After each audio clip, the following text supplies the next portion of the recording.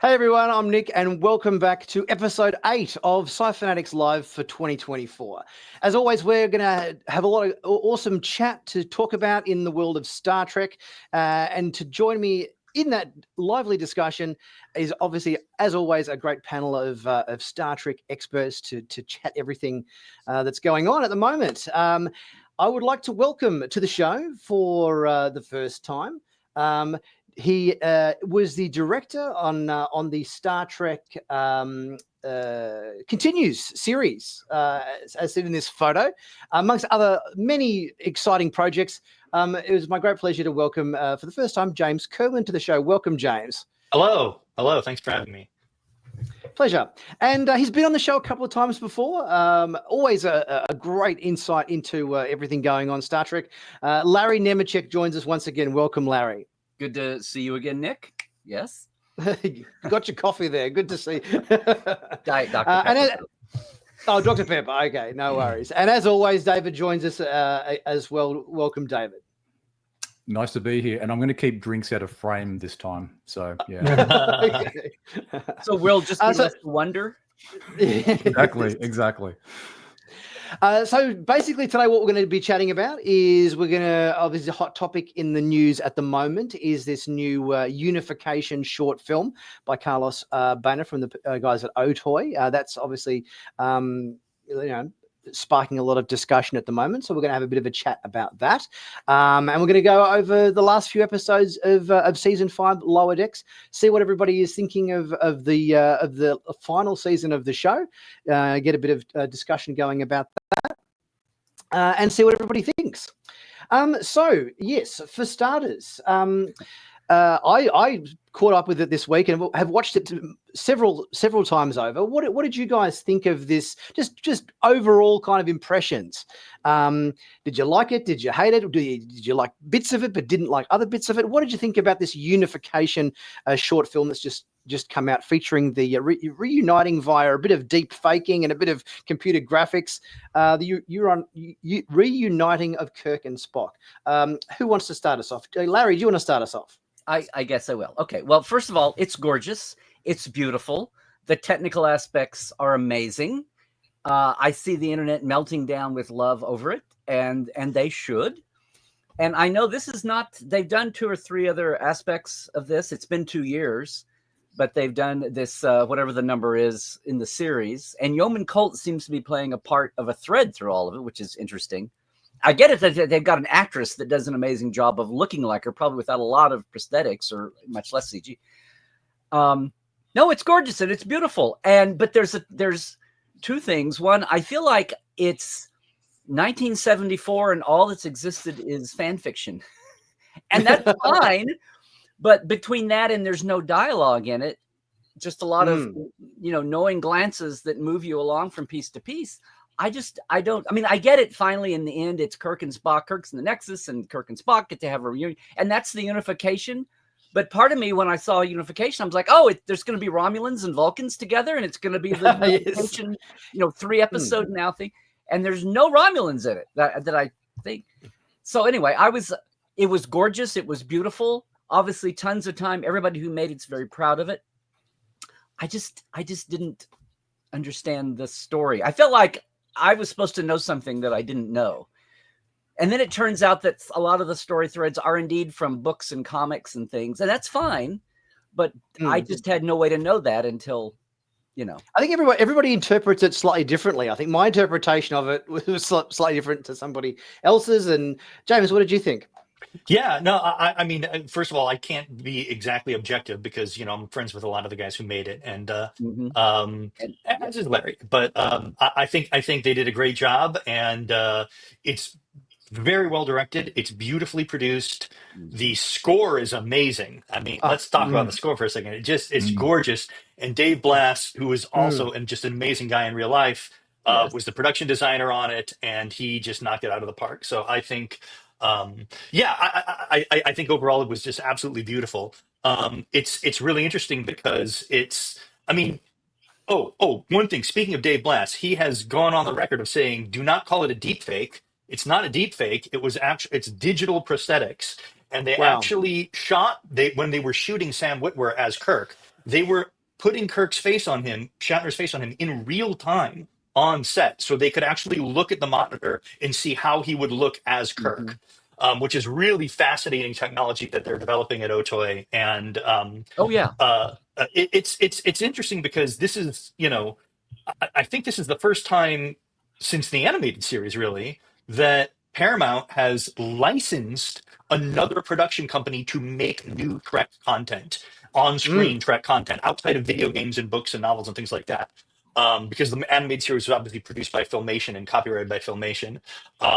So technically it was a licensed production, and so is this. So it's I guess, is it canon? Is it not? Is it in a gray area? Who knows? But it's definitely above fan fiction as far as its officialness goes. I meant in tone. I meant in Kirk's Spock focus.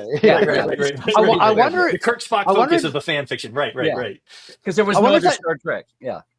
I wonder if that technology you're speaking about was one of the reasons. Because one thing that impressed me about the the performance capture of it was just some of these little micro expressions that Sam Witwer gave. It's like, oh, that's iconically Kirk or whatever. Just that little thing that he did or whatever. There's just whether it's just the way he held his face or whatever. So I wonder whether being able to see on the monitor live in front of you like that, okay, what is this what Shatner would do?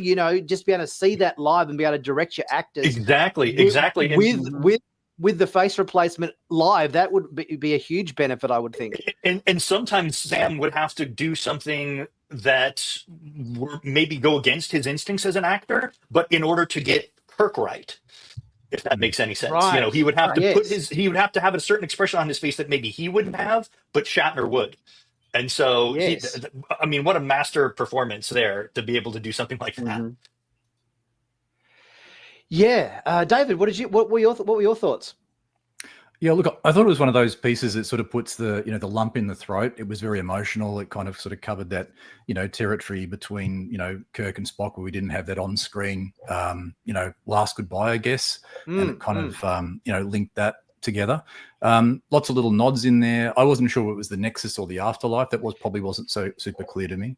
I liked also the gladiator shot, with Kirk sort of just running his hands over the plants, like Russell Crowe and We Are Entertained. Yes. Yeah, exactly. It was interesting seeing Savick in there, getting Robin Curtis in to do that, and what was it, potentially Spock's son, maybe in the background. I wasn't sure how to take that. I guess on the Genesis, there's so much up for interpretation, isn't there?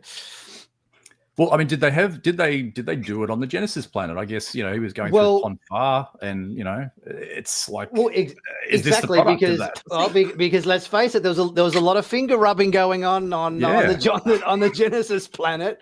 So who knows whether they took a moment behind a bush somewhere in the forest or whatever. I guess is the up for interpretation. Well, that was the original intention, and there was going to be mention in Star Trek IV of her being pregnant with Spock's child. Which was I think her role got downsized quite a bit for Star Trek 4, I think, didn't it? But that scene was just the same way that Carolyn Palamas was. Well, maybe I'm getting ahead of our lower decks here, but Carolyn Palamas was supposed to be pregnant with Apollo's child in Who Mourns for Adonis or Adonais or whatever, and they cut that. It's like they get really antsy when there's somebody supposed to suddenly be pregnant. But yeah, that wasn't just totally out of thin air. Which, again, if that was an intention, okay. The Savick, and then at first I thought that was a bad CGI Sarek back there, because I went with the Nexus because they did make it's not so much in the movie, but again in the piece, but they made a big deal about it coming out on the 30th anniversary of Generations. So yes, exactly. Oh, look, my assumption was that whole garden scene with Kirk, walking through the garden and everything was him after he's died on the mountaintop at Viridian or whatever. That's him, in heaven or the afterlife or the Nexus or whatever, something to that effect. But the aspect of the film, I absolutely loved it, but there was a lot of stuff in it that I thought, well, like for example, why did we need to see Gary Mitchell at the start? How did that add, like the story in the essence of my understanding of it was Kirk's dead. He's in the Nexus, and he obviously uses the time soldier from Star Trek Discovery to be able to cross universes, to be able to say goodbye to Spock on his deathbed. In which case, I was a little bit confused as to, okay, yes, here's a cool shot of Gary Mitchell. We've got a shot of Yeoman Colt and everything in there as well. How is seeing these characters connected to the post Star Trek Generations, Kirk in the Nexus, going to visit Spock one last time on We're his in the deathbed? Section 31 museum looking at Kirk's skeleton because yes, of course, that as well. That was, which of course Dave Glass, like Yeoman, production design. So because that's Yeoman Colt in the facility. I forget the name of the facility that we saw in Star Trek Picard season 3. Where they had all of the Daystrom Station. Daystrom Station. That's the one. Yes. Daystrom. But yeah, like, I wasn't quite clear on how all that stuff, propelled the narrative forward, because obviously the film hasn't got one line of dialogue in it. It's completely free of dialogue. So you're gonna have to make your own assessment. You have Colt in a Kelvin timeline uniform in that shot that you've got on the screen right now. You've got her in a Kelvin timeline uniform at the Daystrom Station with Kirk's body. So I mean, I don't know. I don't know exactly what's going on. And then later, you've got Yor, who was said to be finally when Prime Universe acknowledged the Kelvin on Discovery, and you had Yor, that Betelgeusian officer that time traveled from the Kelvin, not only crossed dimensions, but came forward to the 32nd century, to their time, wearing a uniform from Prime Timeline's actual time 15 years before he left Kelvin. So the Kelvin universe is for once exactly mocking a Prime uniform, except 15 years later. Anyway, but listen, Nick, the big, it just hit me. The big picture answer to all of this with Gary Mitchell was we've finally got the canon explanation for the Nexus. That's just disembodied Gary Mitchell. Interesting. I'm kidding. I'm totally kidding. Wow. Or am I? Yeah. Could be. But yeah, look, I mean, I took this environment, the beautiful gardens and park and everything, as either that's the Nexus, or it's some sort of interpretation of the afterlife.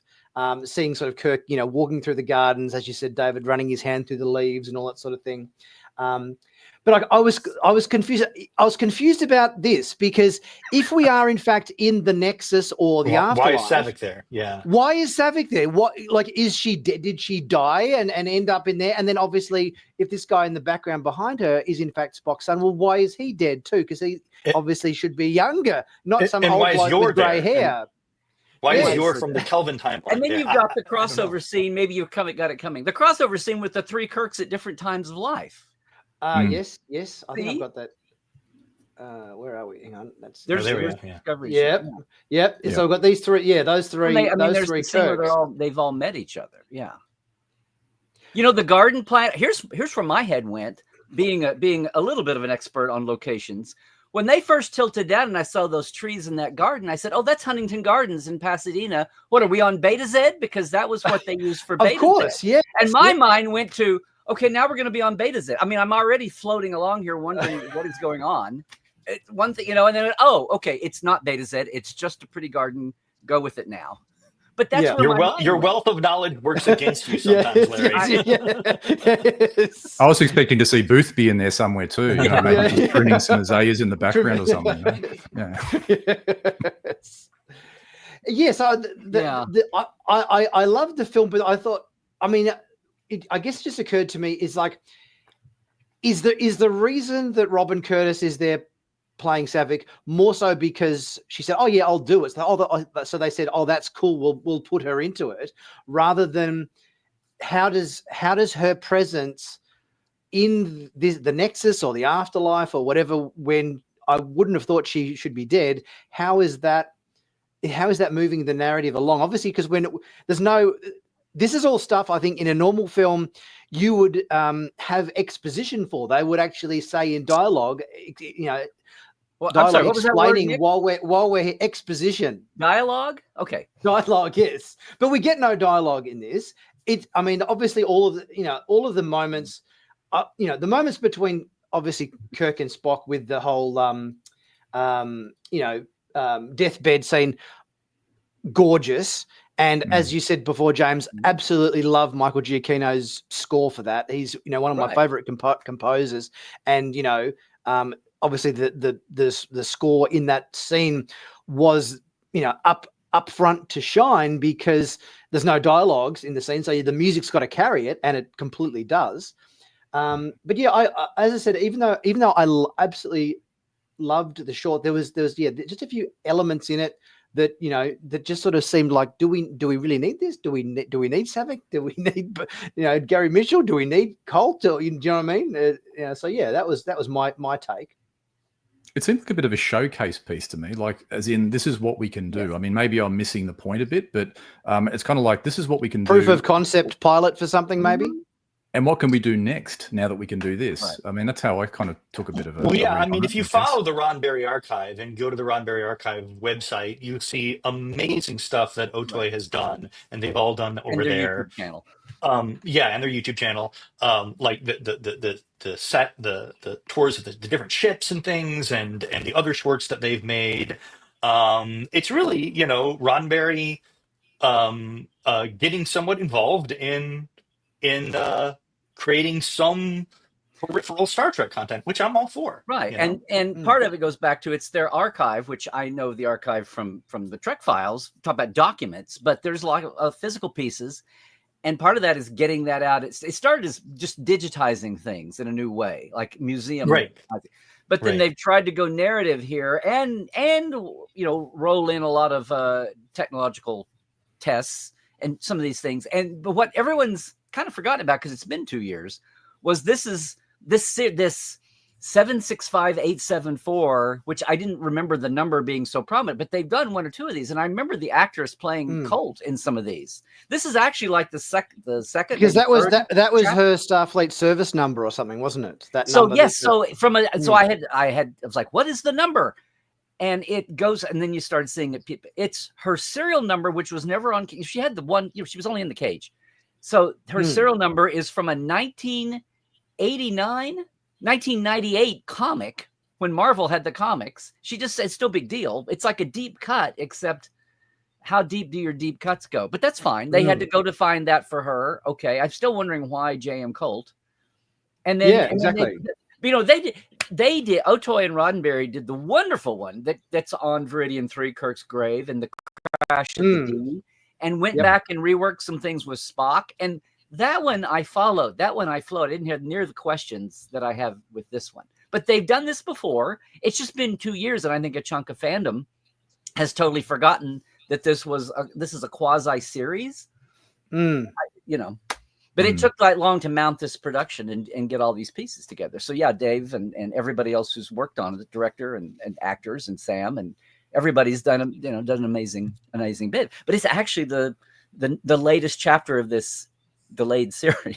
I say series, loosely. I mean, I like the aspect of it that obviously when we got Star Trek Beyond, the reference to reference to Spock's death was just basically sort of this happened off screen, this happened off camera, and I think all we get is a shot of Zachary Quinto's Spock looking at the picture of Spock, and obviously him then looking at the little photo there from, isn't that like a publicity photo from Star Trek 5 or something? I think it was, wasn't it? The crew shot or whatever here. Yep. And that's the extent of it. So I like the fact that we got something a little bit more substantial in terms of that sort of saying farewell to Spock, which we sort of never got on screen, because Nimoy died I think it was in between Star Trek Into Darkness and Star Trek Beyond, didn't he? So it was So we obviously he was never able to be a part of that third film. But I mean, I think that aspect I think is good. But yeah, I'd be very interested to know whether the team at Otoy or whatever have any plans to be involved in whether they're like, for example, pitching an episode of Strange New Worlds where they could, do like a time travel episode of Strange New Worlds or something where they can put some of this, technology and skill set into practice in an actual full Star Trek episode. Do you think that's ultimately the plan with these guys? Probably not, honestly. Yeah, I mean, probably not, but who knows? Maybe. I mean, Rod is an executive, and Trevor are executive producers on Strange New Worlds and all the modern Paramount Star Trek shows. So who knows? But it's definitely a proof of concept for something, and whether it's just Jules at Otoy, who's lifelong friends of Trevor and Rod. Right. Whether it's him just seeing what he can play with his toys and come up with because he's a huge fan and wants to play a little bit, and at the same time maybe push the envelope tech-wise, production-wise. Maybe that's all it is. I mean, as we said before, they've certainly got a great pedigree of people working on it from Dave Blass to Michael Giacchino scoring it and everything. They've certainly got some heavy hitters behind it. So, it seems almost a bit of a travesty if this was as kind of far as they sort of went with it as a whole. These little kind of just short films. You think let's put this into practice in a bit bigger context and see what they can do with it. Well, now, Nick, I will just say that for all the apparent hours they put into building and CG and prosthetics and filming and arranging and legalese, it's more than just a little 8-minute film. But I hear you. I mean, this is the thing with short films. Having directed a lot of short films, over my career as well, and been involved, in the TV industry and film industry here in Australia as well. The amount of effort required to do a short, by the time you assembled your crew, you've written your script, you've got on set, you've got to do post and everything. You're talking about more days on set shooting, but the actual assembling the team, making the sets, making the costumes, making the props, whether the film is 10 minutes long or 90 minutes long, there's a lot of those elements that, are the same. Do you know what I mean? Like you have to, whether your film is 10 minutes or 2 hours, you've still got to put together costumes, you've still got to get the props and all that sort of thing. You still have that critical mass of time and money that you've got to. So it's really just based effort, all that. It's really just more time. It's more time, obviously, on set, more time in post, and all that sort of thing. But a lot of the assets and everything you have to put together to get the film made, are the same whether the film's, as I said, 5 minutes or 2 hours. So you think, let's if you're going to go to that much effort to make it happen. Maybe the next one, make it a bit longer, or as I said, do it as a something part of a bigger episode or a flashback as part of, as I said, like a Strange New Worlds episode, or who knows what's coming down the track with, Starfleet Academy or even, I don't know, with even the Section 31 thing, which, obviously involves a lot of time travel and, could potentially involve a lot of sort of, de-aged characters, things like that. Yeah. Well said. Blown away. With so much, I'm just kind of wondering, like, there's been this bubble of discussion and talk and people, the emotion around it and all that. And I'm just kind of curious to see if that actually lingers on another week, or if another week brings another headline and people, this just recedes quickly back. How soon this recedes into the background of the news. I mean, even just a few comments, because I did a video covering my sort of review on it yesterday, and even just in the comment section of that, there's a lot of people who are very, very torn in terms of what the film means. Like some people are saying, "Oh no, this isn't the Nexus, or this isn't heaven. This means Kirk is actually being brought back to life, like Spock was brought back to life from the Genesis planet." Because there's no dialogue in it or anything. There's a lot of imagery and everything. I think a lot of people are sort of interpreting it in slightly different ways, which I think is good because it inspires conversation, it inspires debate and everything. But everybody's takeaway is something slightly different from what I'm gathering. I think it's also, how would you say, some fans are kind of looking at it like, we've been missing this. You know, this is when we've had some of the newer shows, they have not necessarily been received so well by all fandom, I guess. And this is kind of like a bit of a, gee, this is the good old days back again in a sense, but in a new, refreshed sort of way. So yeah, it could also perhaps be a little bit divisive in some respects, I guess. But it's good to see. It's definitely a really expensive, I guess, looking trip down memory lane, but really interesting to see where it leads to. Hopefully not a dead end. No pun intended. If the potential is to show what you can do with all, whether they're living or past, maybe what you can do with all the characters, all the Star Trek family across all the series, if you ever want to use that character again and you're faced with recasting, or can CGI help me here, and it's what's the state of it? And if nothing else, if it shows you should feel free to use a character in some future show, whether it's time travel or it's a holodeck, recreation, or like Prodigy has actually done, but that's animation and nobody has to worry about it except for the audio.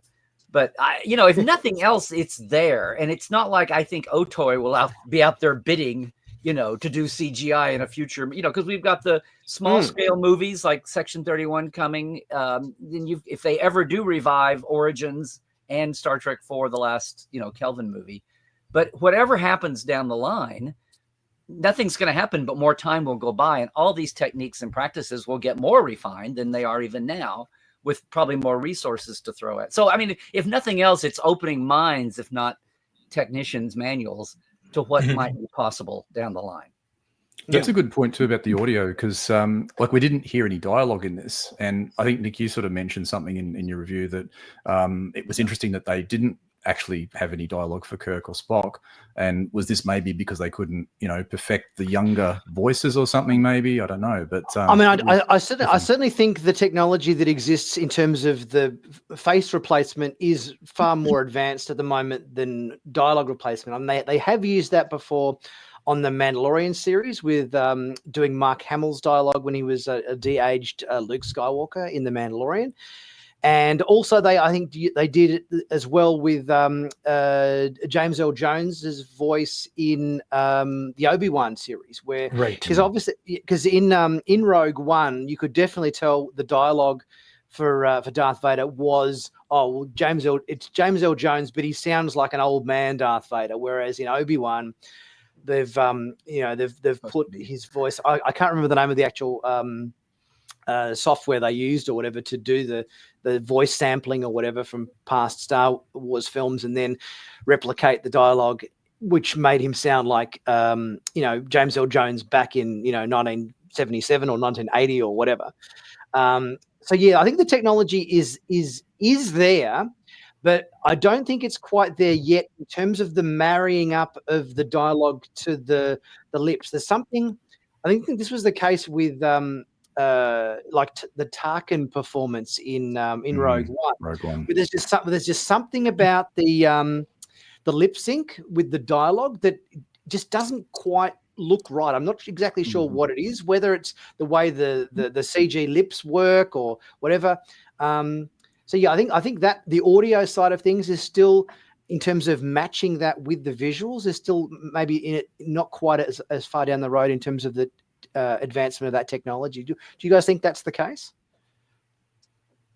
I don't know. I think they were so invested in the visuals and having these have Sam Witwer and the actress. Well, they've already used her. They've already done these for 2 and 3 years, but I think they're more inclined. They're more interested in having the visual impact than they were about wearing. Because again, I go back to this. We're talking about everybody coming away with a different interpretation, like it's a painting, which is cool. That's what art does. Everyone should come away with, that's great. That sparks debate and discussion, like we're doing now. But sometimes it's like, is it debate and discussion about points, or is it we're asking questions that we don't have answers to, which is part of it, I know. But I don't know if it was the intention or what they were left with because of tech or legal or whatever. But I just came away realizing that we're all having these questions and concern, even when you can go find the comic book that her serial number is in. But even more than that, it's just like, the heavy lifting of this with no dialogue is all the knowing looks. I mean, if you think about it, the narrative of this, aside from just a scene changing from cut to cut, is everybody looking at each other as a, like Kirk looks at Saavik and Saavik looks at Kirk and Kirk, and I'm not taking away anything from what they did with Sam's, CG motion capture and all of that and all the amazing tech that's in this. But when it comes down to it, as an 8-minute piece that you're just watching as an audience member, and even, longtime Star Trek fans scratching their heads about what does the number mean and why is Colt here and why is Gary Mitchell here and all that. It's because there is no dialogue, and it's because I said, oh, well, okay. Well, at least we've got the knowing looks to let us know something's happening, even if we're not aware of what it is. Well, somebody compared it to 2001, which I love, which is one of my favorite movies. yeah. And the fact that the entire third act of 2001 has no dialogue in it. And it's him meeting himself in different ages, and it's very similar to that. And that the and lack people having of dialogue, 2001 interpretations of what it means. Yes, exactly. That's what I was going to say. That lack of dialogue lends itself to a wide plethora of different interpretations of what's going on. So it feels intentional to me that they did it like that. Actually, Pseudo History makes a very good point in the comment section. I just noticed is that if it is the Nexus or the Afterlife, where's Kirk's kid? Shouldn't if he's wandering through the afterlife, where's David? Is it David? David. It was David? Yeah, wasn't David. it? Yeah. Well, if you're going to open up that can of worms, you've got a whole long list of why is that not here. Yeah. Yes, there's a lot of people who you would think would have been there in the afterlife to welcome Kirk to heaven or whatever, who perhaps should have been there that weren't. Yeah.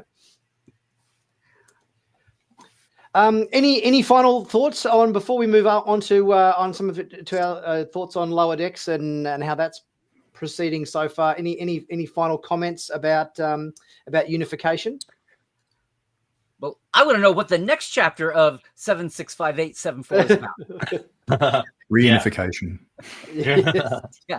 Yeah. I mean, what other characters? I'm trying to think. Obviously, if you're going to use the technology, you've got to use it with, to bring back, much like Leonard Nimoy, actors who have passed away. Who would we want to see that's, that could no longer act on screen? That I think Larry's going to say DeForest Kelley. Can I say one more thing about this? I was going to say D playing McCoy.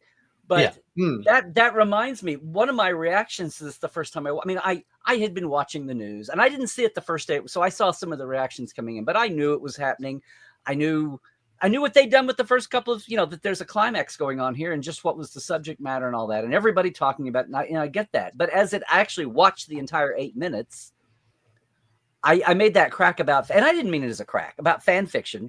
What I really meant by that was not knocking fan fiction or heaven forbid the quality of this. What I meant was the fact that early fandom was all about Spock and Kirk. And Kirk and Spock, whether it was Slash or whether it was, straightforward adventure, it was Kirk and Spock.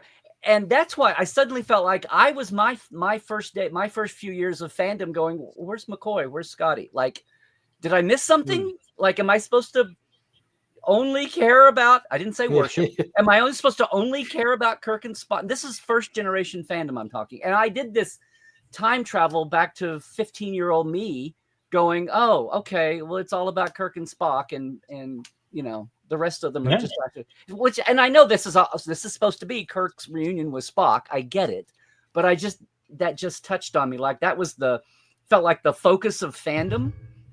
Subject wise was Kirk Spock all day long, and you were some weird little niche if you wanted to know Hurazine or you wanted a McCoy story. You were just in some weird little backwater somewhere.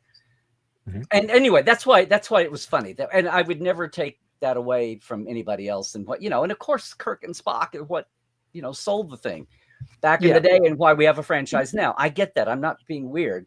But I just felt like that kid again that was going, oh, okay, it's another Spock Kirk love fest. Okay. But I know we've had 50 years since and there's a reason. So it's okay.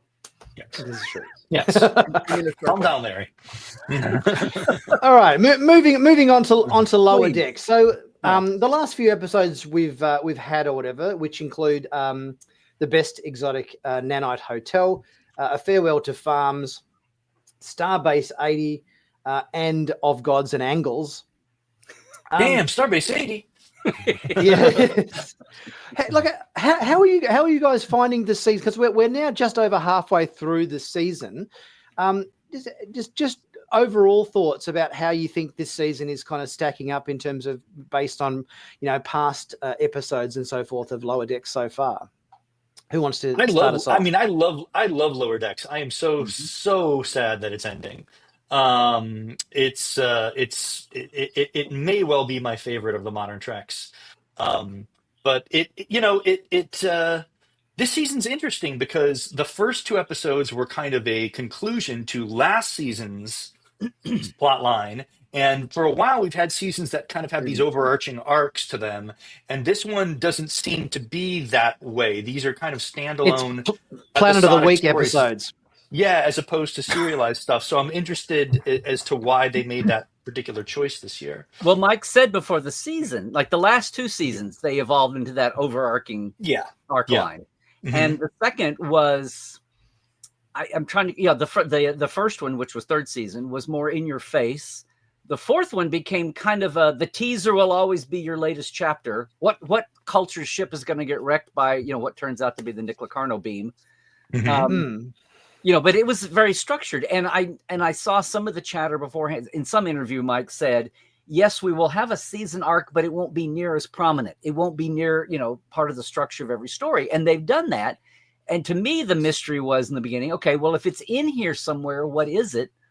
And after the first couple, you get it. It's something to do, and it's not clear cut, something to do with an interdimensional vortex rift, da-da-da-da. But it comes at, a couple of times it's just been the episode goes along, it maybe has two major plots in it. And at the last 5 minutes, Mariner goes, oh, yeah, I was looking at this pad, and I'm trying to find the answer to this. You guys got an idea? Oh, okay, thanks, fine. And that's the reference, and it's like, it's just barely there. And it's a little bit like the best of the live actions when they have something. Yeah. This is what we're talking about, Larry. This one. It's just Yeah. Like in the last 4 episodes, this moment when Boimler says, "Oh yes, the interdimensional rifts we started the season with, we find out they're not naturally occurring or they're being created by somebody." This is the only moment I think in the last 4 episodes that seems to have been driving through the overarching plot, whatever that happens to be, for the season. Every other episode just seems to be just a self-contained Planet of the Week style episode. Which Dos Cerritos, I keep calling it Dos Deckis, but Dos Cerritos, I mean, that's the plot, is they're duplicated. And this last one, Gods and Angles, threw me because it starts off with Boimler with his red alternate, he's actually physically, and there was some question in fan minds as Dos Cerritos ended, which Boimler was it that came over? Right? Was that, what am I misremembering? Anyway. But it's you're talking about Boimler with the beard, yeah? Yeah. Boimler beard Boimler. Yeah, as they keep. Well, that's clearly the prime Boimler. Well, which is the prime? And ours is the prime. Yeah, that was great. Exactly. Yes. The subjective. Yeah, who's better? Yeah. We're prime. No, we're prime. Yeah. But I think which was the one?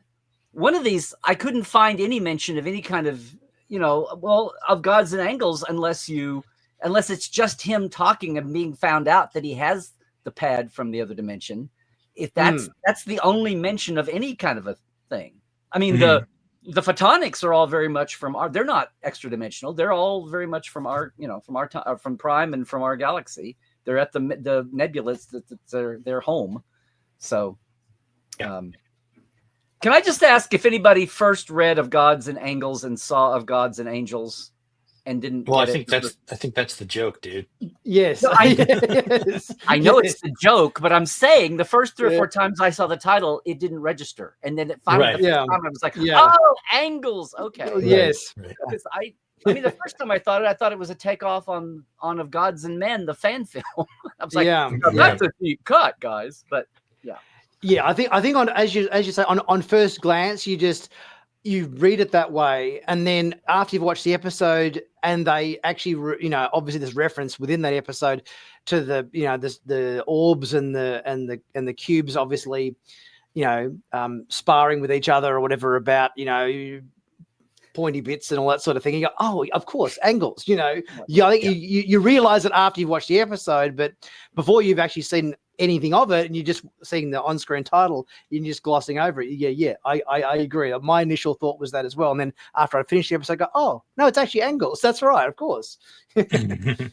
I will say I think the titles are cooler this season than A Farewell to Farms and that was funny. Yeah. And they have nothing to do with the original movie title and Best Exotic Nanite Hotel. Yes. Yeah, I mean that one obviously that episode showed us the Cosmic Duchess, the massive star base that's like a holiday resort. I wonder, when I saw this, I thought, I wonder whether this is, because you know how Tawny Newsome is working on this new comedy series, which my initial thought was, is this going to be a series on Riser? But then I saw this, I thought, oh, maybe is this a sort of a sly introduction to, because I think haven't they actually said that it's like a resort type thing? Yeah. So it makes me think, is this kind of a sneaky backdoor into the premise for this new live action comedy series that Tawny Newsome is working on? I don't know if it's that intentional, but it could be. They did some wacky intentional things to set up the Maquis and Voyager on the other two series back in the day, and I don't think this is true. That's not intentional that way. It's different mindset. What I thought was interesting as I watched, and I since got into a text discussion with the director, Brandon Williams, because he did Nanite Hotel, and he also just did Of Gods and Angles. And one thing I've noticed this season, and maybe I'm crazy, but I mean, Lower Decks has always been manic, right? It's animated, it's cartoon, it's what threw people at first, but we adjusted, and they adjusted. But there was something about the Exotic Nanite Hotel with the nanite, with the clumpus, and just for lack of a better word, I'll say the zany. Like when it's rampaging around and all of that. And I'm watching it and I'm thinking, this is so Warner Brothers, Looney Tunes-ish. Yeah. I mean, even for Lower Decks, it was manic, but it was crazy, zany, action manic, more than just manic. And like fast talking.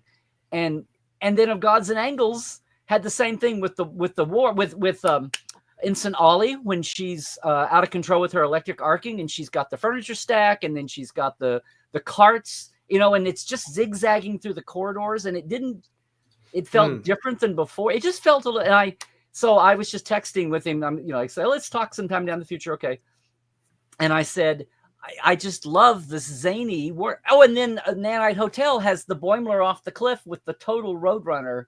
That was totally Roadrunner and Coyote wait for it. Moment. And then in the moment I said, please give us a poof at the end, and then you had I was waiting for the dust cloud. Yeah. And he said snow cloud. He said some things from anime and some other inspirations for that, but he said it was definitely an intention to introduce my word zany. And, it definitely is. The show is wackier this year, I would say, except for the first two episodes. The show overall is a little wackier this year, I think. In the action, in the just the vibe of it. Yeah. I mean, do you think that is a good thing, or do you think that's it made me laugh? So I don't think it's not. I don't think it's completely taking you out of the world of Lower Decks. Right. No. Right. Yeah, and I love the Starbase 80 episode, and I'm interested to know your thoughts on this, James, because obviously you obviously had all the involvement with the Star Trek Continues series and everything. So all of the production design for Starbase 80 with the very dirty looking corridors that resemble the original Enterprise hallways and engineering and so forth, I thought was great. Did you like that? I loved it. It's very. It's very cute. Like that picture you've got there. You've got the little deuterium, anti-deuterium chamber on here. It's on the ceiling, of course, because the gravity was reversed. But like all of that stuff, those consoles, all of the, and even just like the coloring of the pipes, the plant-ons, like the picture that you have. Yeah, that one.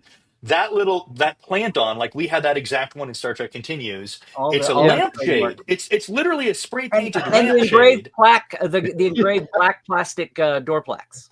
Yeah, the black plastic door packs that you get at like, Fast Turbo Signs Lift or whatever. 3 Yeah, and Ward yeah, 7. Yeah. yeah, like all of those little things that were later retconned to be EPS conduits, but they literally just stuck them on. Yes. It's the comm panel you can see above the guy eating the corn dog, the little comm panel, all straight out of TOS. Which They just became the dirtied it up. MacGuffin of the show, but yeah. Yeah, and then they kind of explained it away by saying the base had never had an update, and even the uniforms that they were wearing are essentially Enterprise era uniforms. I was going to say, hey, Yes. I'll With take little your Kirk era Yeah. tech and design and raise you Archer era uniforms. It's like, Yeah, like this starbase has not seen any upgrades in a very long time. Like, they Okay. never bothered to upgrade the uniforms. Can I just Yeah. ask my question though? Lower Decks is in my top all-time Star Treks too, and I'm gonna hate to see it go. So I'm saying this with love, but since they are great about taking on the meta questions, Starfleet military, or is it? I mean, I love the way they do that. So they shouldn't shy away from this. But why has Starbase 80 not been updated in 120 years? Because 2 times. Once Freeman does it and once Rutherford does it.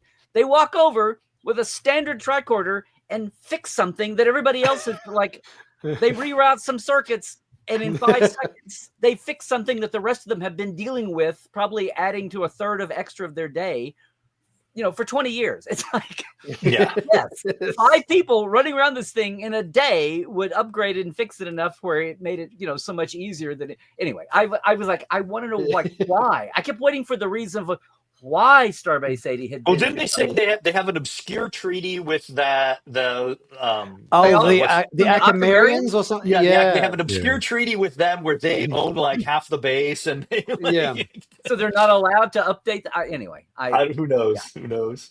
But I just thought it was a lost chance to throw something in, and and because you can't say that with Mike and Lower Decks. You can't go, well, why is it not? Because they would throw it in. I mean, there's so many episodes where they've got wacky little things, right? Yeah, wedged. I mean, even explaining it away. Even the Doctor with the identity crisis, the Geordie LaForge identity crisis. Todd Shannon, that's right. Yes, I thought that was fun too. I think Starbase 80 though, it's kind of got a bit lost in space. It even looks, the design of the Starbase 80 looks like something the Jupiter 2 would actually land on. Literally, it's got a very, very retro feel to it. So it's I think it's a bit lost in space. The Doctor was so just out of there, and I was like, "Is this?" I first thought, was he a red herring? Well, no, he's a blue herring, but he totally was. He's just one of the people she can count on at the end, but he comes in like 3/4 of the way through, and then he's anyway. It was wacky, but not zany wacky. It was like, and they tried to make the station commander. There's a moment where the music, cue comes. The Stephen Root character, or the the commander. Yes, that one in that frame there. Yeah. Carissa Knox with a K and no K. I thought that was fun. Yeah. Who turns out to be an Elorian. I'm like, what are they doing? Right, yeah. They're just cramming stuff in. I did think Stephen Root was a good choice in casting for the engineer character in that episode. He's always good value. Okay, his name was Gene. He was punchy. He had kind of scraggly hair and a soft Southern accent. Yeah. Was that meant to be an homage to Gene? Our Gene? Probably. Of course. Stephen Root. Yeah, Stephen Root was that. Yes. Yeah. There was also the little pile of red shirts in the clothing shop. In the clothing shop, yes. A bit of a testament to all the those that have fallen before us, And every single piece of clothing had like a phaser burn or a stab wound or something in it, Right. It tells a story. Yeah, they say it's the uniforms of dead men, and there's all these nicely hung. It looks like a Hero Within booth or something. All the uniforms hanging up, the maroons and the TOSs and the strange news. And then you have to look, but you caught it. I almost, the second time through, there's just a loose, huge, just pile of red shirt. TOS red shirt. I love the fact that even the uniforms in the background were so specific. They had not only the Strange New Worlds uniform that number 1 wears in Strange New Worlds, but they also had next to that the uniform that was sort of the one that we saw in Discovery season 2, which is kind of like the TOS style uniform, but with the big strappy collar or whatever that they had on the Discovery uniforms. The split black. And Pulaski's uniform with the skirt was hanging in there too. If you noticed that, because Pulaski had the standard uniform, but it had a skirt at the bottom, and that was hanging there in that shop too. There was a lot of really deep background, you know, Easter eggs in that episode. You know, even down to the what was the android character from TOS?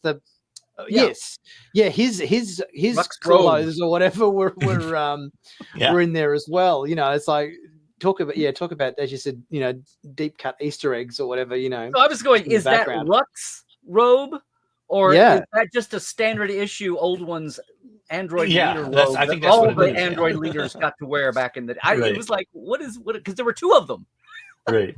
Yeah, there were 2. It was it Rux change for when it was laundry day, or what? You know. I mean that being said, I mean Data had more than one uniform, even though he probably, you know, didn't necessarily need more than one uniform because he wouldn't sweat or get dirty or anything. How do you know he didn't have a subroutine to sweat?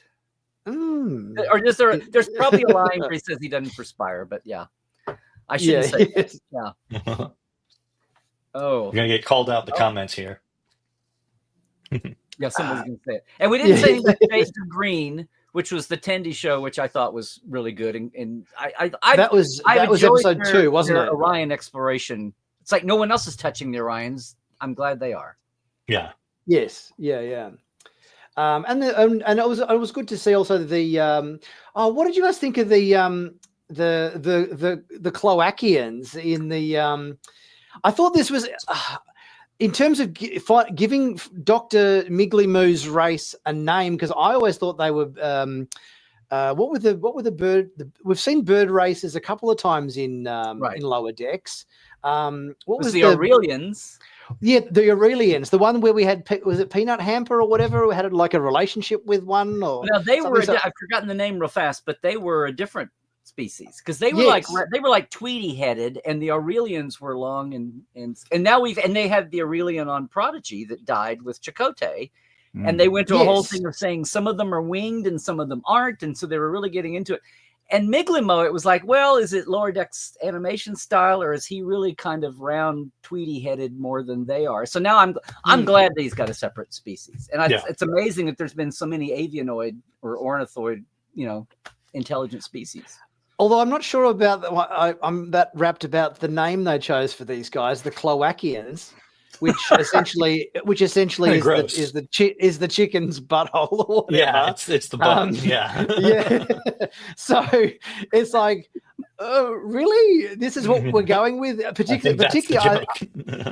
I think it's little bits like that where you completely with Lower Decks being considered Star Trek canon, and then they come out with things like that and you go, really? That's canon now? So, you know, but it's not Cloakins, it's Cloakins.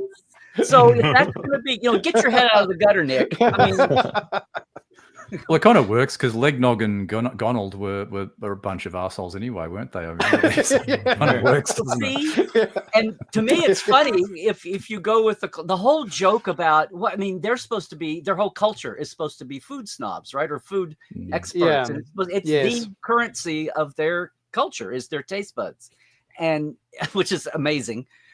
But if the name of the planet is like, you know, basically like, and there are references like Legnog, and I kept thinking Foghorn Leghorn and all that. Yeah. But if the old joke about, you know, we'll take a bite. Oh, it tastes like chicken. Like everything tastes like chicken, which is like the low common denominator of tasting.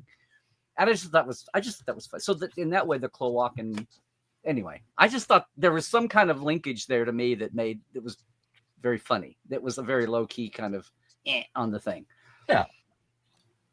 But no, it's 4.5 years, and they finally give, it's like this clogged up, what about Miglimo's background? And it's like, okay, here's the name of the species, and here's their homeworld, and here's everything about them. And, it all comes down the pike at once. Yeah. And of course, that same episode, we got the old paint sticks routine or whatever from, what was it? Was that season 2 Next Gen episode? Yeah. Oh, someone, the one with Worf walking down the line of Klingon soldiers. One of which was, I remember, John Tesh from Entertainment Tonight was one of them. It's a big deal. Oh, really? Yeah, oh my God. Yeah. He was the front Klingon on the left. Yeah. Oh, and it was he came over and covered it, and it was a big thing. Yeah. But that was the B story of that episode. Yes. But seeing Worf's midlife crisis.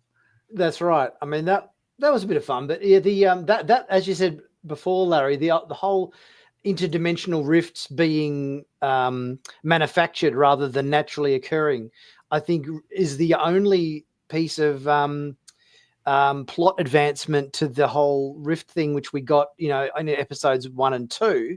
Was it just episode 1? I think it was just episode 1, wasn't it? Because episode 2 was that whole Tendi episode with her on the pirate ship and all that sort of thing, doing the race with the other Orions or whatever. It kind of feels like, to me, that we I'm just basing this on saying, do you remember last season when we had the whole Nick Lucano mystery or whatever, where almost every episode there was like a little bit of an extra hint thrown in there in terms of there were different ships being captured, they were ending up in different places, and it seemed like almost every episode last season there was like just a little bit of an extra hint or a little bit of an extra breadcrumb that was sprinkled in each episode which ultimately led towards that in a very structured way. Yeah, of the whole Nick Lucano agenda and whatnot, which we got in the last couple of episodes. But it feels like, considering we're up to this week coming will be episode 7 of the series, it kind of feels to me like we haven't really had too much overall season plot advancement so far. No, we haven't. I was saying that earlier. Yeah, it's a little different. The structure is a little different than the last 2 seasons, but it's much more episodic. If they pull it together. But that it's all low key, it's random, and a couple of them lean into that, and a couple of them it's like, oh, and by the way, it's almost like the meta is, sorry, I got to get in this week's reference to an alternate dimensional vortex rift. Here it is in 2 minutes. Yeah, in one. Just shove that in there. Shove it in there. Yeah. But can we just say also the other we were going on about the Cloacans, which was a big thing. Yes. But the Klingon side was hysterical, but it was so cool. And the whole alternate opening, which I was like, okay, this has got to be an the soft theme. And the best thing I came up with is it felt like I kept wanting a little Klingon boy's head to pop out of a haystack or something. But, yes. It was very much like that, wasn't it? It was very cinematic, I thought, that whole, all these sort of lingering sort of sunset shots across, the Klingon fields and farms and all that sort of thing, There's the phrase you didn't think you'd say very often: Klingon fields and farms. Because we didn't, because it's the first episode of Lower Decks we've never had the opening title sequence included in it. It was just sort of, just the single title card, and then they did it one other time with Peni Hamper on the bird planet, on the Avianoid planet. They did that. That's right. Yes, an alternate opening. I guess to get you in the mood.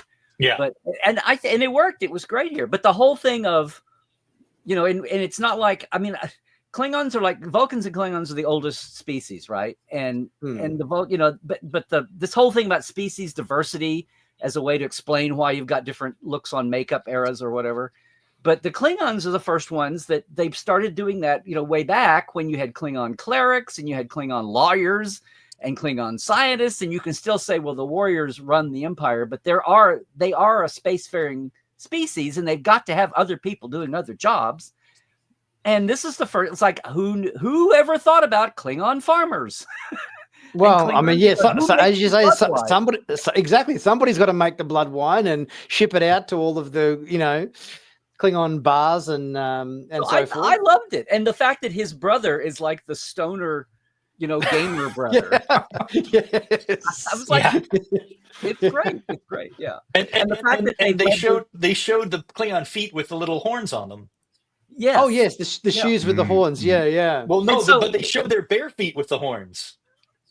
Which I was the didn't pick up original on that. idea. That was the original idea.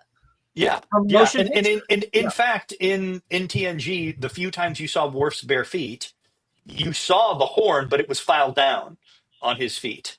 So the Klingons do have horns on their feet. So there you go. Right. Yes. Yeah. Yep. And with those little worms, I said this very cagely in a text to Mike, and he kind of answered. I said, "Are those have to be gawk that they're cultivating in the ground and going around and picking up?" So then it could have been intercut, but I get the impression they meant for him to put the worms in the basket and then walk in and put the worms in the smasher that was making blood wine. So I'm like, right. So is gawk blood the blood that is in I guess it wine? is. I guess it is. And I texted Mike and I said, "Is this where we're coming away?" And his answer was, "We learn something new every week." So I take it as yeah, there you go. I take it as yes. So anyway, it was and the Klingon, the Warrior Pit bar, and the fact that they're licensed, and there was just so many good little and Mary Chieffo back voicing a role. Yeah, that was cool. It was a wonder, and the fact that they got all of that and all of Niglimo's plot in the one episode is just maybe the most amazing thing about Lower Decks is how sometimes there's more in their 22, 23 minutes than there is in 60 minutes of a live action show. Like that. Yeah. Another reason why I like Lower Decks. Yep. Absolutely. Love it. And what were you guys thoughts on last week's episode? The one with the spheres and the orbs and whatnot. It kind of this was an unusual episode. I thought. You think? It was sort of like, really? Okay. It was very weird. And why did the spheres have like tennis ball lines on them? Yes. It's all part of Radius Day, yeah? Well, James, obviously, if they're in these negotiations, this is the upper crust of Orb society. Mm-hmm. So, the poor orbs don't get to have the tennis ball. Don't have the lines. Okay. Yeah, don't have the lines. It's a class They missed distinction. out. Yeah. Yeah, it's kind of struck me as like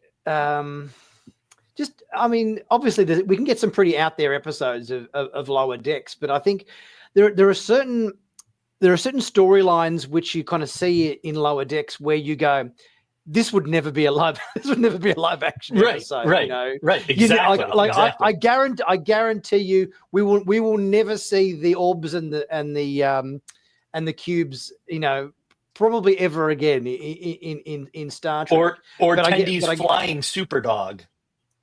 Remember that's true. Yeah. You guys never say never.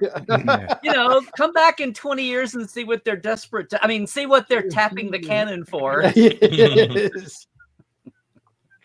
I mean, one thing which kind of struck me as I wasn't a sort of, I guess, a massive fan of is the fact that they obviously went with cubes.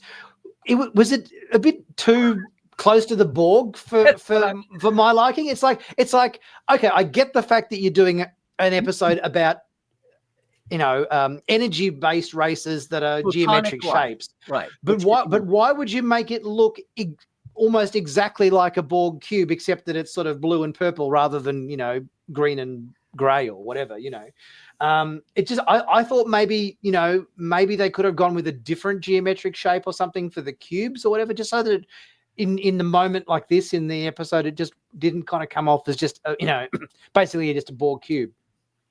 It made me sort of wonder how a Borg cube would sort of duke it out with, say, Belloc's ship, the Thessarius. So you've got the ultimate cube and the ultimate sphere sort of going at it. That would have been sort of maybe think, who would win that sort of battle? Yeah. Well, I had the same thought, Nick, and I kept wondering if the other shoe was going to drop and somewhere around some corner of the plot, we'd have a Borg connection all of a sudden. But it didn't happen. But yeah, I was waiting for that. I was waiting for somebody to drop a line on the bridge and go, oh, God, it's the I don't know, yeah, do a Borg reference or whatever. It's like they're Borg light, haha. But I guess if the same idea is their photonics and the whole thing about having the kid and whatever and did you notice that the Lost? I kept thinking of sons and I was giving them genders. but on the second watch through, I noticed how even Mariner and Ollie, they take pains to call the missing square orb, no, a cube. The missing cube, they take pains to give it they pronouns. They don't give it a gender, which I thought was interesting. So I was trying not to do that, but I think maybe other times they slip. But if you go with the logic that the reason the Borg have spheres and cubes is because they don't have to worry about technology. So what are the most perfect forms? A sphere is the most perfect form, and a cube is a perfect form-ish, mathematical. And so I'm like, well, if that same logic prevails with photonic life, if you're going to go with it, then it's the same, the same logic flow would lead you to spheres and cubes. But the idea that they evolved in different nebulas this was like a throwaway line at the very beginning, but the fact that they were in different nebulas and the nebulas collided 100 years ago, I was like, okay, so they live in a nebula. And anyway, it was murky enough. It's just as ridiculous when you see it, presented out. But I was like, okay, fine, run with it. And what did you guys think about the whole link to Who Mourns for Adonis or whatever, James? Because you obviously worked on that on the Continues episode, which had James, tell the him. the actor who played Adonis or whatever in that episode. So yeah, what was your take on this? Well, I did not work on Pilgrim of Eternity. Larry did. Oh right, that was before I joined that's Star Larry. Trek Sorry. Continues. Oh right, sorry. That's right. My apologies. Right. No. It was the first episode, and played McCoy in that. James came in with number 3 and directed and script supervised and did a lot of that. But I didn't script supervise. I was story editor. But I mean, okay, I was lowercase there, not titles. You were basically okay. Scripts were one of your chief things aside from directing. No. The idea that in this one, okay, so they revisit the Olympians, I guess if you want to give them a name. Mm-hmm. And something that hit me in a second wave. But if you go with the Olympians and the fact that I just thought it was just the joke. But if she's trying to hide her lineage, why would she be wearing the laurel leaf? It's like, okay. And then the fact that they spell it out and finally say, "Oh, it's an appendage. It's physiological." I can't take it off. Yeah. And I was like, and what James and I were talking about earlier was the fact it's a bit like it's a bit like the what do you call on the Minbari in Babylon 5, the like what Delenn had the bone crown thing on B5, which sort of along the same lines perhaps. Yeah. But the fact that they explain it away. But what I didn't get in the beginning, because it all blurred, was she keeps talking about, and she's downplaying her lineage, right? She's trying to get along. But the fact that she finally says, my grandpa was Zeus. Well, if you go literally with the fact that Apollo was one of Zeus's sons, and Apollo wasn't the last, you watch Who Mourns for Adonis or Adonais or Adonai or whatever you want to go. Adonais.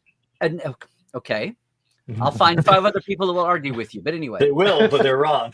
I'll just sit back and watch the argument, but then what else is new? But if you go literally with that lineage, then she calls Zeus her grandpa. I mean, the rest of them weren't gone, and it wasn't Apollo at the end says, "You were right, I'm coming to join you." So you do know that they're really all out there. He was he was the throwback. He was hanging on.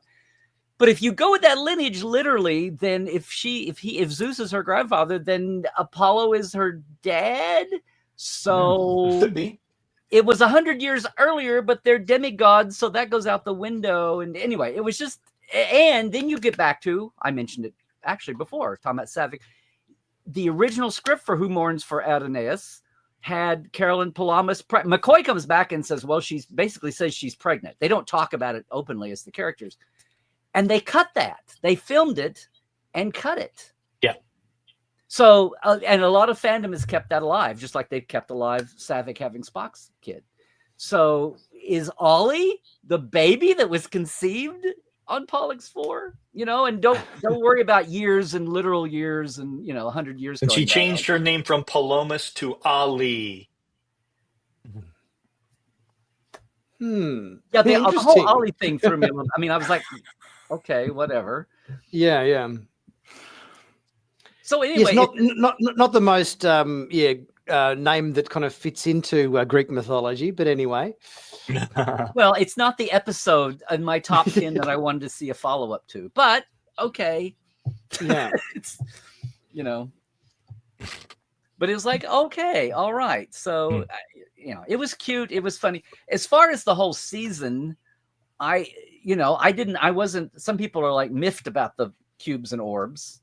Like, that's just too silly. That's just too silly. And I'm like, well, you're watching Star Trek.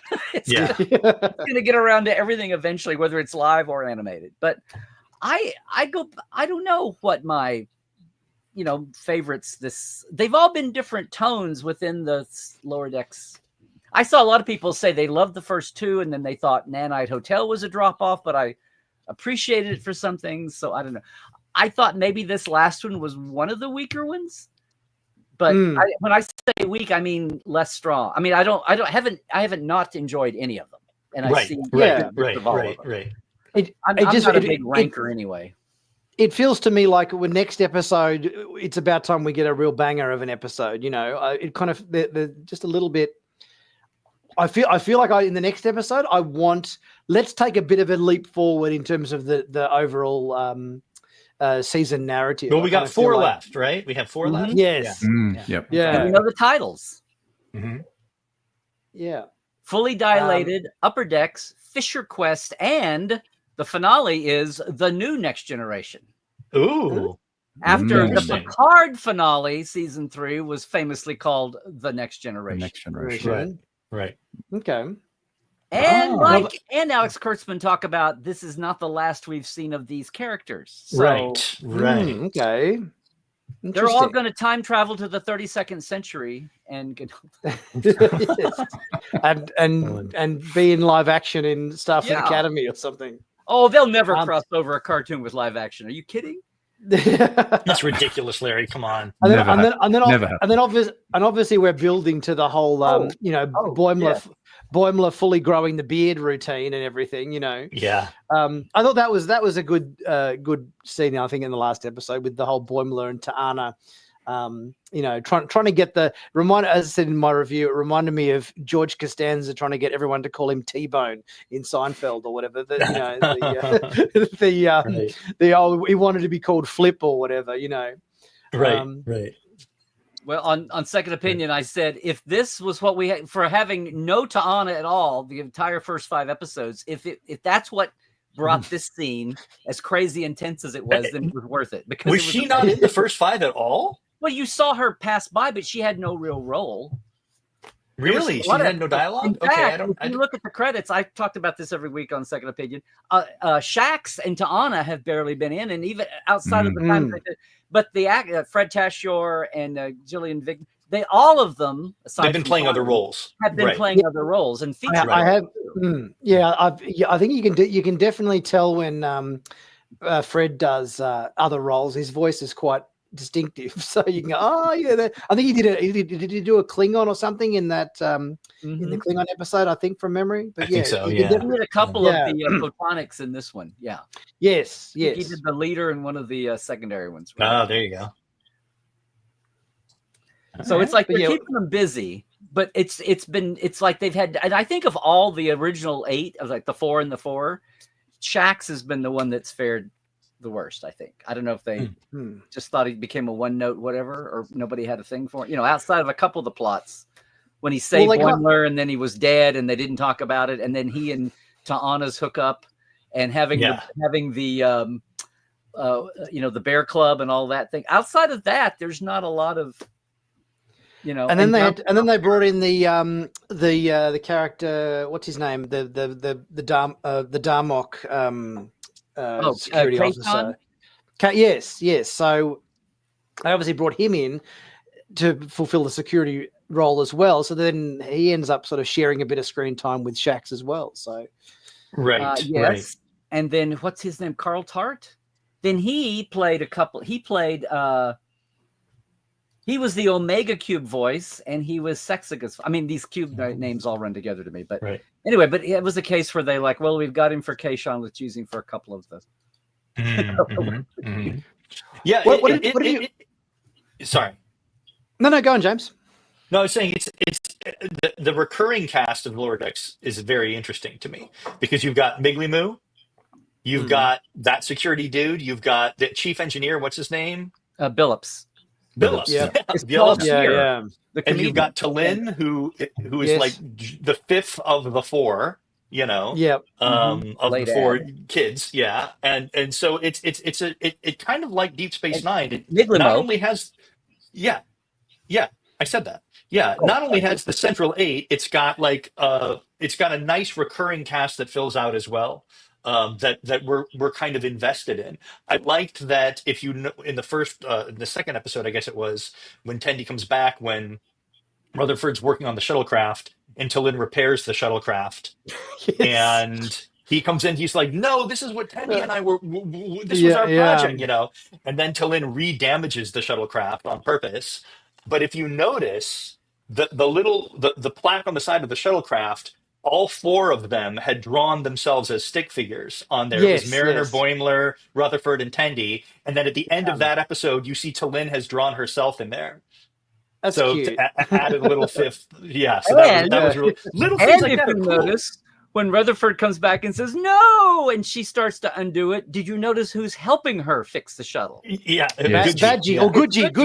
Yeah. Goodgie. And then he goes, ooh, and he ducks out. And then Yeah. it's like, yeah. Yeah.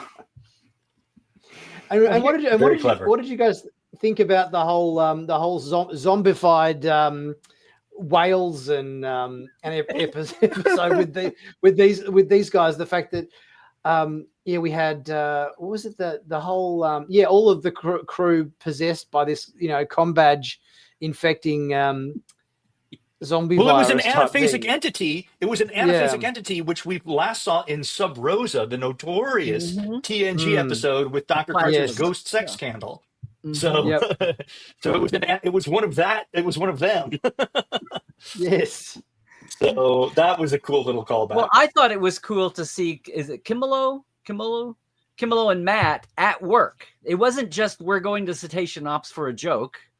Right. It was they were actually at work, and then things went south, and then they Right. lost the nav, and they were running around trying to find a nav piece. But yeah, the fact that it was infecting everybody was wacky. But the fact that it traveled through the comm badges, I was like, is this like the Borg? The Borg infection traveling through the transporter use In Picard 3, yeah. From Picard season 3. Yes, I'm like, yes. okay, they're gonna raise a new generation of anti-techies here. That's kind of wacky. It was a bit like The Walking Dead. I was going to say it's a bit like The Walking Dead meets Star Trek. I sort of found too, like with the zombification type sort of look to them. But with that creature that, what was it? Anaphomorphic? Anaphasic entity. Anaphasic entity. It was kind of like at the end, it sort of said, oh, sorry, I didn't mean to do that. I won't do it again. I'll just be in my little zone and I will just behave myself. But I just wanted to show off to my bros and sisters. It was one of the bits of like... It was like, it was, yes. Oh, that's right. And his name was Clem.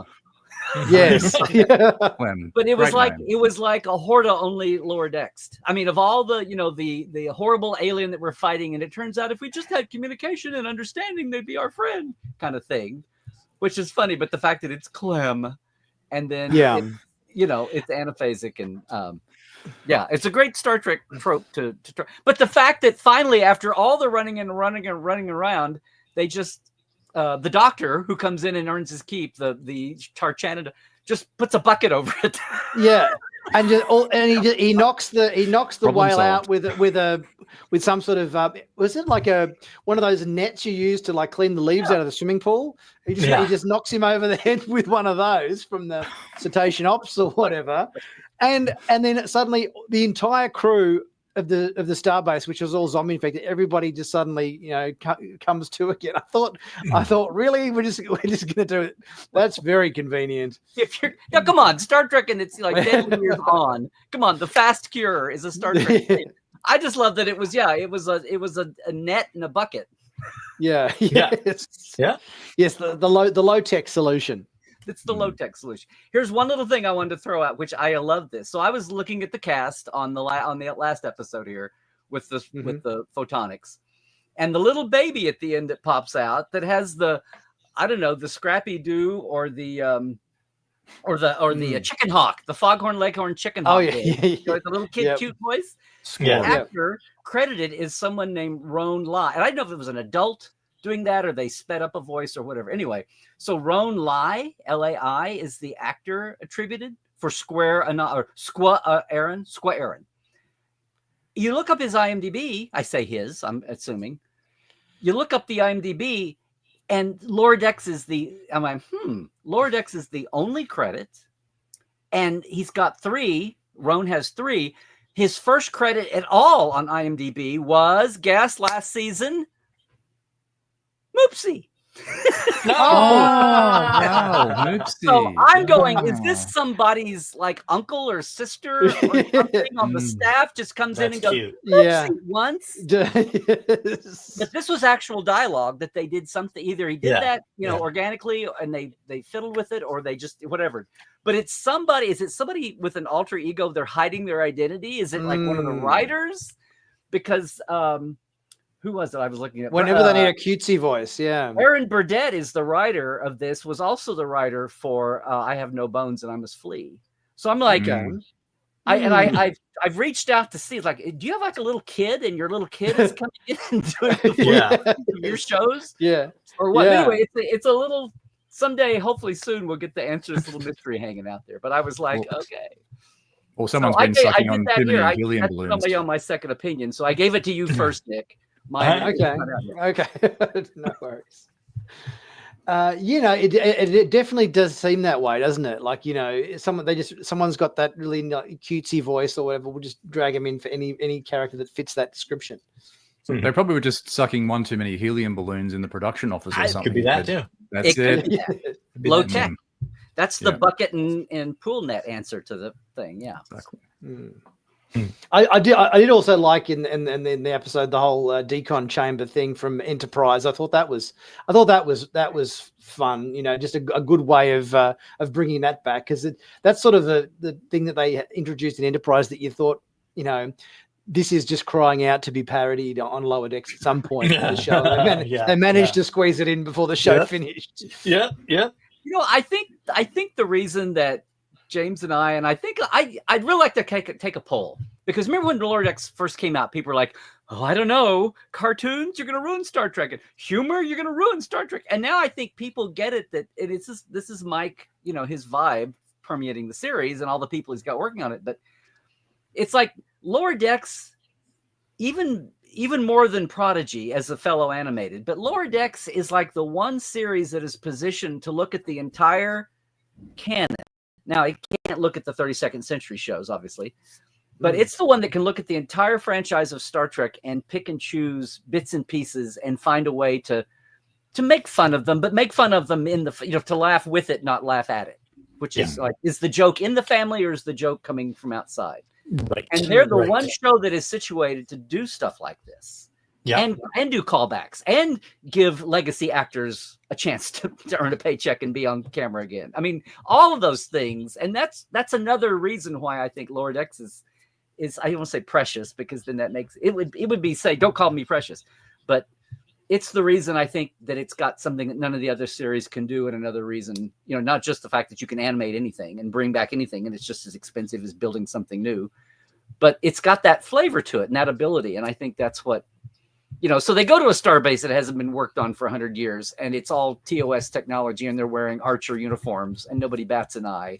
Yeah. But we know. Oh, and all the technicians are running around in the plain brown TOS jumpsuits.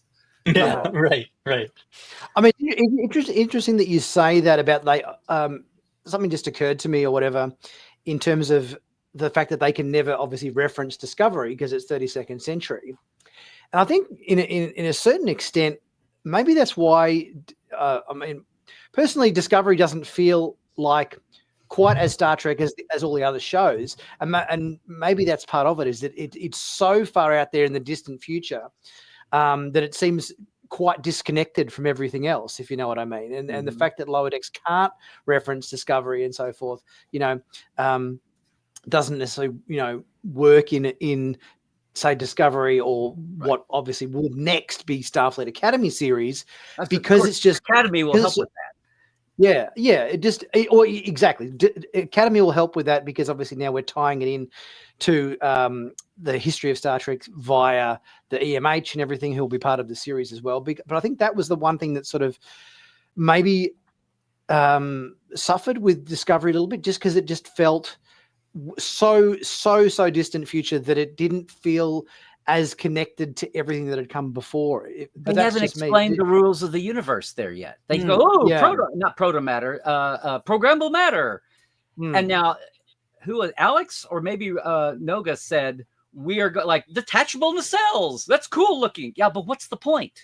But it's cool looking. Yeah, you know, and they said, I think he specifically said, we're going to explain the point behind detachable nacelles in Academy.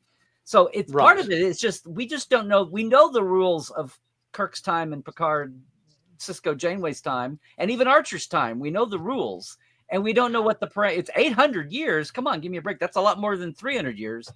And we just don't know it. And they say that Academy is going to give us the grounding and some of the parameters of the way they live and their technology and all that. So I'm going, okay, too bad you had 3 seasons of Discovery to do that. Discovery to do that, and you didn't. Yeah. Yes, didn't they say in Discovery the point of the detachable nacelles was I think they said that they improved the maneuverability or something of starships, but they did, but that's not an explanation. No, and I can't remember how do they improve the maneuverability? Yeah, like it's not like we suddenly saw starships, doing screaming U-turns or anything, at warp, and like turning instantly and stuff, as a advantage towards having the detachable cells. The way they flew through space and turned and everything wasn't that dissimilar to 23rd or 24th century starships. So, and why in the final episode of Discovery was the Discovery retrofit to its pre-A status? That was just to tie into the short film, wasn't it? Calypso. Well, yeah, I know the production reason. What's the in-universe reason? Why did they have to retrofit it back to how it was before? We'll never know. In case the sphere found, I don't know. Yeah. Well, I will. I think that's one of those things just best left let the fourth series down the line do that. No. Anyway. Do we know anything, Larry? Any ideas? And you just read out the episode titles from the upcoming next episodes. Have we got any ideas or theories as to what we might be getting in those upcoming last 4 episodes of the show? Well, the finale that I read, the new Next Generation, sounds like it'll be the farewell to the series, but it also feels like they will offer up maybe a hint of a potential future format, like some of them in some grouping doing something. The ship, the people, the character, I don't know. But it sounds like it won't just be the last episode. It sounds like there'll be something put forward. But the other ones, Fisher Quest could be about the Fisher, the vortex interdimensional rift thing. That just hit me. Yeah. And Upper Decks, maybe that's a focus on Freeman and Ransom and Shax and Ta'ana. Because we know there's the Harry Kim episode coming up. I'm not sure what episode the Harry Kim one is. You know the Harry Kim. Yeah. And the Harry Kim from the other dimension from Voyager comes. No, I'm kidding. I'm kidding. No one that's advanced in rank. No, he's still an ensign. I know this is wishful. That happened in Star Trek Online. Yeah. Fully the subspace divergence field, and they brought that Kim over from the other from the other divergence, and then that one died. But then in Star Trek Online, they revived that one, and he's back, and whole thing. Anyway, okay. And I know this is probably wishful thinking, but I'd love it if because obviously we've established the fact that they're visiting other universes or other realities or whatever, with the, as you said, with the subspace fissures or whatever. Other realities are visiting them. Yes, right. I'd love it. I'd love it if this is probably just me wanting something that's probably never going to happen, but I'm going to say it anyway. I'd love it if just the last 5 minutes of the last episode was all live action. So they got all the actors. They made the set for the bridge of the Cerritos, and we had Jack Quaid and Tawny Newsome and Eugene Rutherford and everybody in the uniforms on the set, and we got just the last like minute or two of the episode was all of them in live action. I think that'd be great, but wishful thinking, I think. Very expensive. Yeah, very expensive on an animated show's budget. Yeah, you pull out, and then Aaron is shaking up a little snow globe from. God. But there might be a space koala appearance maybe at the end. Maybe that ties together. Yeah. I hope they. Did you have vibes of Ollie climbing the mountain looking for the koala there at the end of this last one? when they go to that neon outline animation kind of style, like the way Ransom did. I know. When they did the whole and the guy that I forget the crewman that ascended. Yeah. Yes, that's right. I was waiting for the koala line or the koala, Easter egg, but no. Yeah. No worries. We're coming to the end of the show. Larry and James, have you got anything coming up? I think James, you said you're working on a new project or something at the moment that's into production next year or whatever. You want to? Yeah. I have a plug out to that. Yeah, it's a feature called Contra Coup. It stars Rekha Sharma from Star Trek Discovery and a million other things. She's on Avatar: Last Airbender right now, and a show on NBC called Transplant, Battlestar Galactica, all that stuff. So it stars her, Nicola Bryant from Doctor Who, and we have a couple other casting announcements, including a Star Trek related casting announcement coming up shortly, probably next week. And we're going to be shooting that next year. That's the plan, at least. So nice. It's called Contra Coup. So go to contracoup.com and you can check that out. Awesome, Larry. Yeah. You got. What are you up to in your world at the moment? Anything you want to mention? Yeah, well, after a big physical move this year, which disrupted a few things, but we're all good. Trek Files with Roddenberry is on its hiatus, but we'll be back in a month. And Trekland Tuesdays Live, my live show on Tuesday afternoons, still happens. And Cadet Alice and Dr. Trek Watch Prodigy and all of that. And Second Opinion is my review reaction show now. And I still do location tours just as a concierge for folks if they look at my site. And Portal 47, which is I've been doing for 9 years. And I would like to think has helped get a lot of these backstage people out. That was my point in the beginning, because you only heard from the actors unless you were really persistent. So all this thing, I do have something happening from my resume. There hopefully will be some news in a couple of months. A lot of things to cross T's and dots I's, but I'm really excited for it. And I'm not going to say any more because I'll jinx it. But that's after the first of the year. Hopefully, have some big news on something. I'll tell you what it is. Spoiler alert. So anyway, but yeah, all the good stuff still happening. Yeah, and if someone's in Los Angeles, I do have a life beyond Star Trek. I'm a foundation and I docent out at Will Rogers Historic State Park. And if you're in Los Angeles, come out. It's an awesome place. It's a great oasis and great history and great Hollywood and great everything. And come on a Sunday and I'll give you a tour.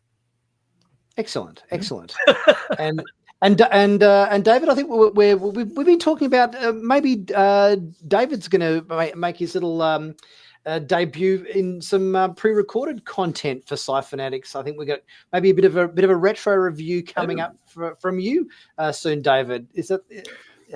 Yes. Yeah. Look out for that one. We might start with a bit of a DS9 chestnut there, which is one of my faves. I won't mention the episode, yeah, look out for that very shortly. Ooh, the alternate. Yeah. No worries. Well, thanks everybody for coming along today to watch the show. It's been an absolute pleasure to have James and Larry on as guests. Thanks you guys so much for being part of the show today. Thanks for having us, Nick. Yeah. Trek well, everybody. Absolutely. Well done. I'll obviously be back with a video coming up very soon for the channel. Thanks everybody for coming along, and we'll catch you next time on Sci-Fanatics Live. We'll see you soon.